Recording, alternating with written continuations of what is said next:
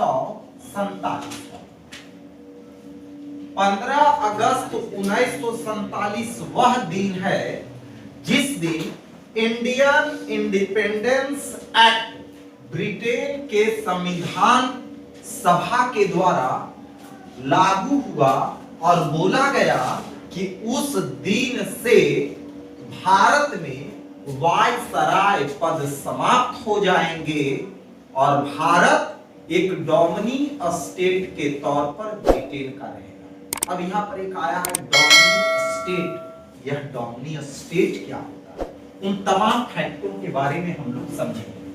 तो पहला जो डेट आया है, यह डेट जिसे हम लोग भारत का 15 अगस्त के लिए भारत का स्वतंत्रता या स्वाधीनता दिवस के रूप में मनाते हैं। क्यों मनाते हैं, तो उसकी चर्चा हम आगे के क्लासेस में करेंगे। आगे का क्लास दूसरा डेट है 26 नवंबर 1948। 26 नवंबर 1949। 26 नवंबर 1949 को हमारे संविधान सभा के द्वारा संविधान बनाने की प्रक्रिया पूरी कर ली गई। भारतीय संविधान 60 संविधानों का एक मिक्स रूप है। कितने संविधान किया गया और उसमें भारत के संविधान में उसे जोड़ जो विश्व का सबसे बड़ा लिखित संविधान और विश्व का अच्छे संविधानों की श्रेणी में हमारा भारत का संविधान आता है। और वह पूर्ण होने की प्रक्रिया का डेट कितना है, 26 नवंबर। इसीलिए इस 26 नवंबर जिस प्रकार 15 अगस्त को हम लोग स्वतंत्रता या स्वाधीनता दिवस मनाते हैं, उसी प्रकार 26 नवंबर को प्रत्येक वर्ष संविधान दिवस मनाया जाता है। कौन दिवस?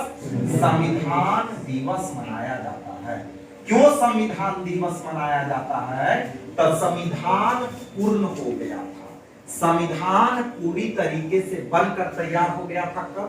26 नवंबर 1950। और यह संविधान को बनने में लगभग 3 वर्ष 2 महीना 2 वर्ष 11 माह 18 दिन का समय लगा। लगभग 3 वर्ष का समय लगा और यह हमारा बनकर तैयार हो गया कब? 26 नवंबर। लेकिन उसमें एक अनुच्छेद, सेकेंड लास्ट अनुच्छेद का जिक्र किया गया और वह अनुच्छेद था 394। 394 अनुच्छेद में यह बात कहा गया कि हमारा यह संविधान पूर्ण रूप से लागू होगा 26 जनवरी 1950।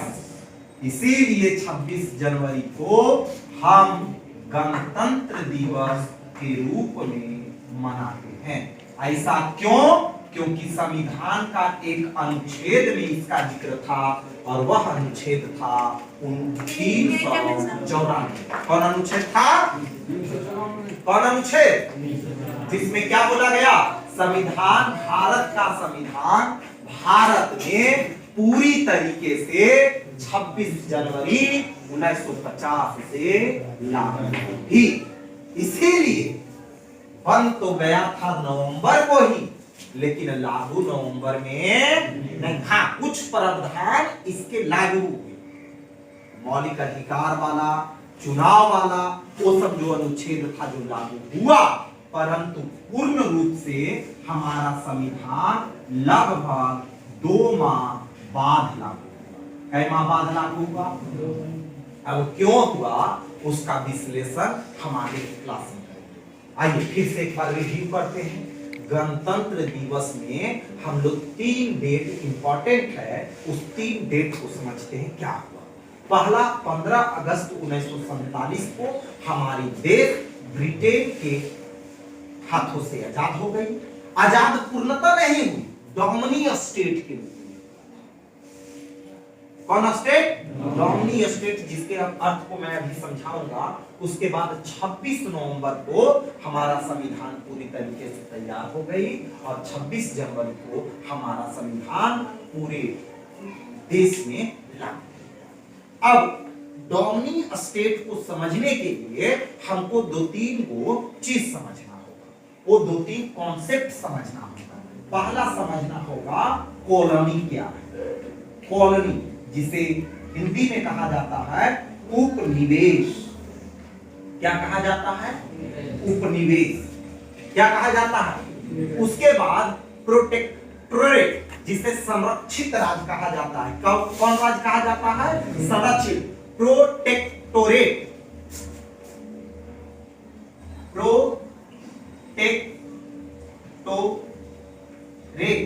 स्टेट, यह क्या होता है?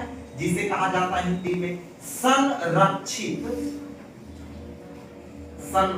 राज्य। हमारा देश तो आजाद हो गया था, लेकिन सिक्किम एक संरक्षित राज्य का दर्जा प्राप्त था। 1975 में सिक्किम को भारत में पूर्णतः मिलाया गया। 1975 के पहले 1947 से 75 तक हमारा क्या था? संरक्षित राज्य का दर्जा था। तीसरा होता है डोमिनियन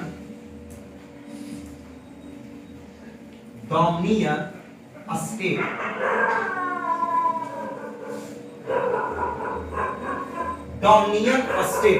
डोमिनियन स्टेट को कहते हैं स्वतंत्र उपनिवेश। स्वतंत्र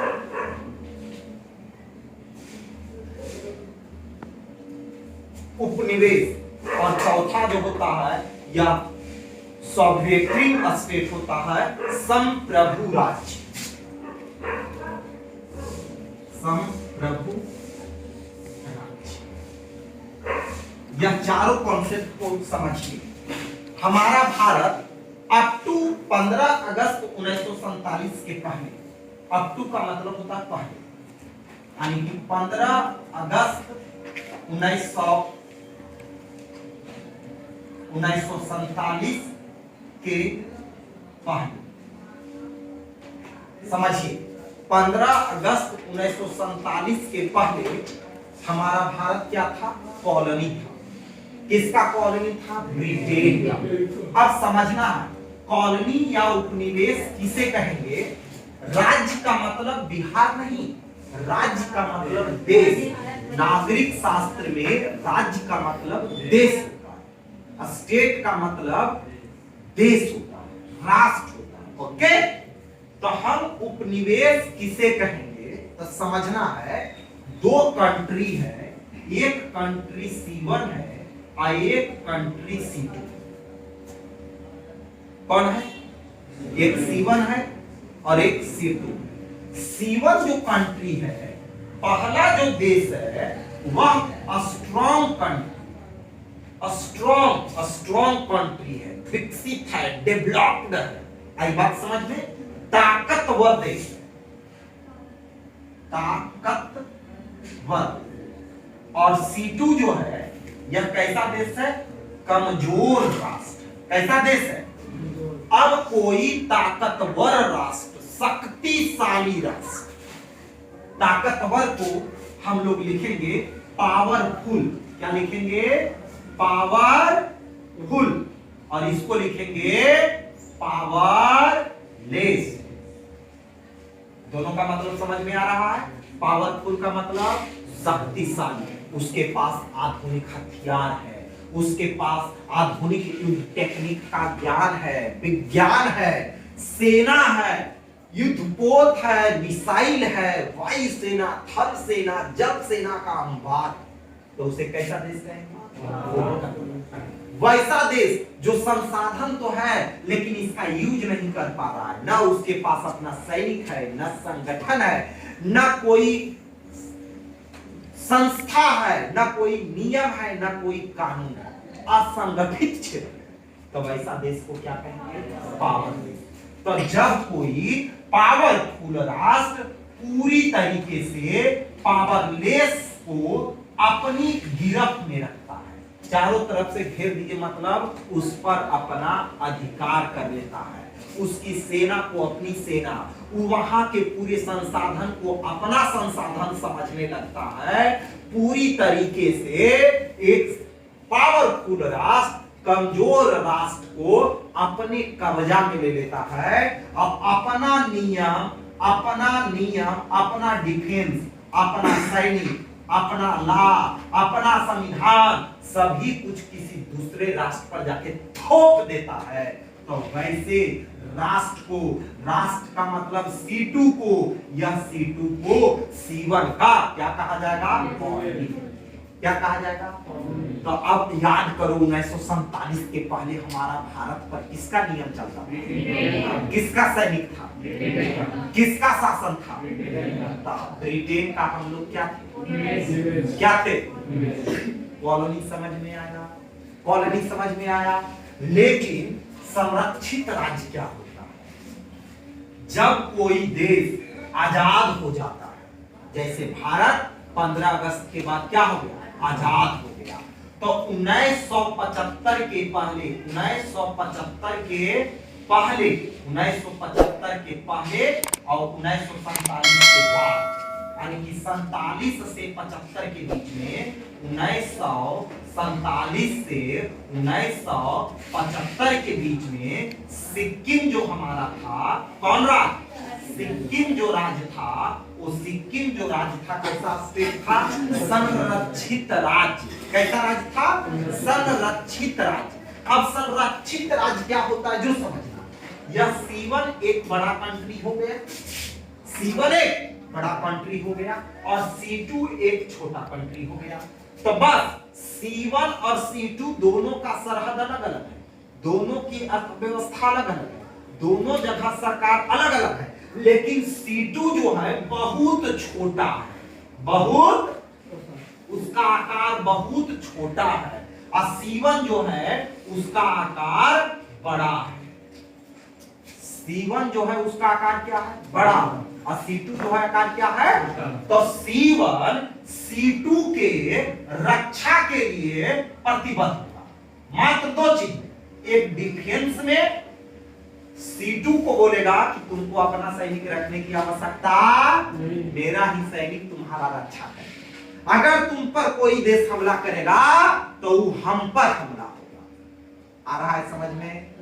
तुम जैसे शासन कैसे करेगा तुम जानो, तुम्हारा सरकार कौन होगा, मुख्यमंत्री कौन, प्रधानमंत्री कौन, राष्ट्रपति कौन, उससे हमको लेना देना।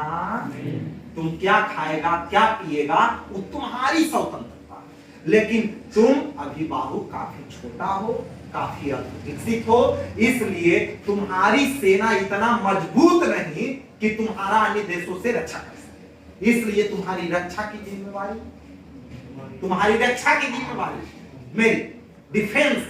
तुम पर कोई युद्ध करेगा, कोई हमला करेगा तो हम पर हमला मारा जाएगा और उसका जवाब तोड़ के।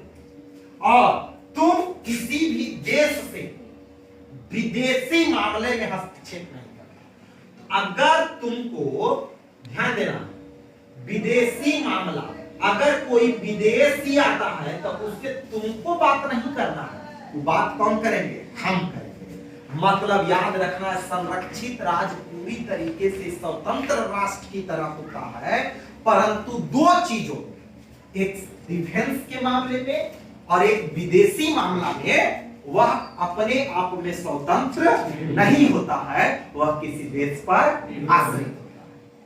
जबकि उसका अपना संविधान है, उसका अपना मुद्रा है, अपना राजधानी है, अपनी सरकार है, अपनी व्यवस्थाएं हैं, लेकिन अपना सैनिक। और डायरेक्ट सिक्किम चाहेगा हम चाइना से बात करें 1975 के पहले, तो भारत बोलेगा ना, चाइना से हम बात करेंगे, आप बात नहीं करेगा।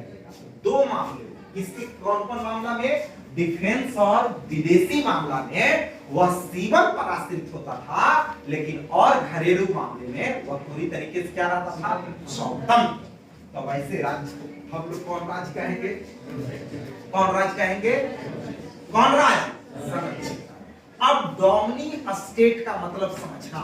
डोमिनियन स्टेट का मतलब भारत 1947 से लेके 1950 तक, यानी कि 26 जनवरी तक, 1950 के 25 जनवरी तक, यानी कि 15 अगस्त, कब से बाबू? तो 15 अगस्त 1947 से 1950 तक भारत कैसा राष्ट्र था? Dominion state. कैसा स्टेट? डोमिनियन। डोमिनियन स्टेट क्या कहता है कि कंट्री 1 कंट्री 2 के अधीन नहीं है। कंट्री 1 का कंट्री